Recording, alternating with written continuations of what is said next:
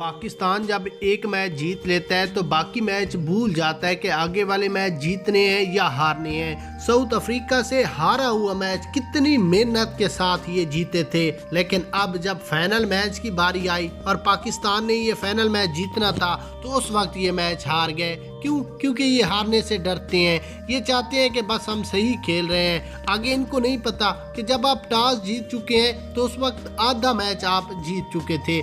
लेकिन देखें, पूरी टीम ने सिर्फ 242 रन का टारगेट दिया 49.3 ओवरों में। बॉलिंग लाइन की बात करें तो घटिया तरीन आज बॉलिंग की गई है।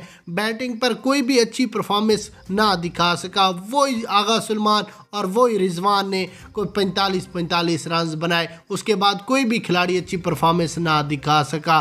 फिर आपने हारना तो ही सही था, लेकिन उस बात को छोड़ो। आज हम बात करेंगे पाकिस्तान ये मैच क्यों हारा। सबसे पहले बैटिंग लाइन की बात कर लेते हैं, क्योंकि टॉस जीतने के बाद बैटिंग पर ही फोकस देना था। फ़खर जमान ने सिर्फ 10 रन बनाए, बाबर आजम ने 29, सऊद शकील ने 8, रिजवान ने 46, आगा सुलेमान 45, तैयब तार 38 रन बनाकर पवेलियन की राह गए। उसके बाद अगर पाकिस्तान ये मैच 300+ रन का टारगेट देता तो आसानी के साथ जीत लेता, लेकिन बॉलिंग लाइन इतनी घटिया थी कि किसी ने भी 3 खिलाड़ियों को नहीं आउट किया। सिर्फ नसीम ने ही 2 विकेटें हासिल की और उसके बाद अबरार और आगा सुलेमान ने एक विकेट हासिल की।